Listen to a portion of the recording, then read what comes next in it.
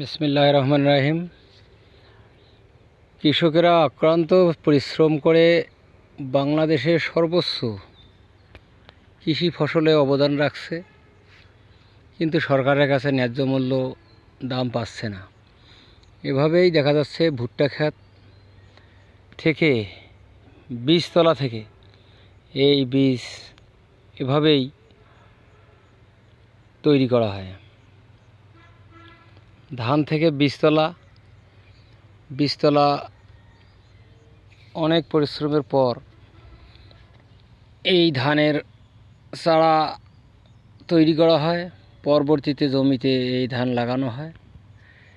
কিন্তু ধানে অনেক ব্যয় করা সাধ্বেও কৃষকরা কোনো ফসলের ন্যায্য মূল্য থেকে বঞ্চিত হচ্ছে।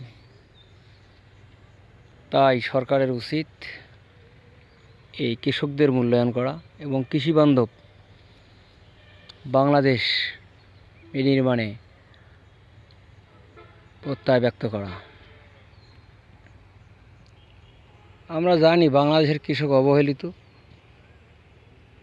তারা দিন রাত 24 ঘন্টা মাঠে কাজ করে এবং ফসল ফলানোর পর ন্যায্য মূল্য থেকে বঞ্চিত থাকে।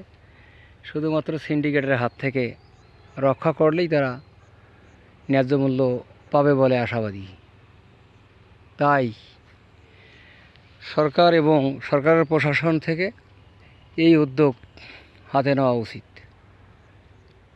এখানে সরকার বলে তামাক চাষিকে সার দেবে না, কিন্তু ভুট্টা চাষি, ধান চাষি, মৎস্য চাষি তাদেরকে কমপক্ষে সার দেওয়া দরকার। কিন্তু ভুট্টা চাষির ঘরের জন্য সার না দিয়ে, ধান চাষিদের জন্য সার না দিয়ে সার সিন্ডিকেট তৈরি করে পুনরায় ওই তামাক চাষিদেরকেই এই সার প্রদান করা হয়।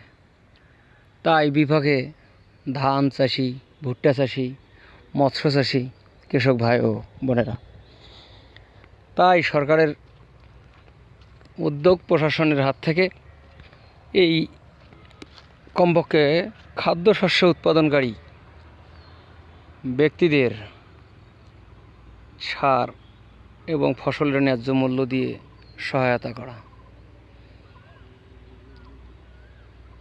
এই আশাবাদ ব্যক্ত রেখে আমি আমার এই সংক্ষিপ্ত ভিডিও এখানেই শেষ করছি।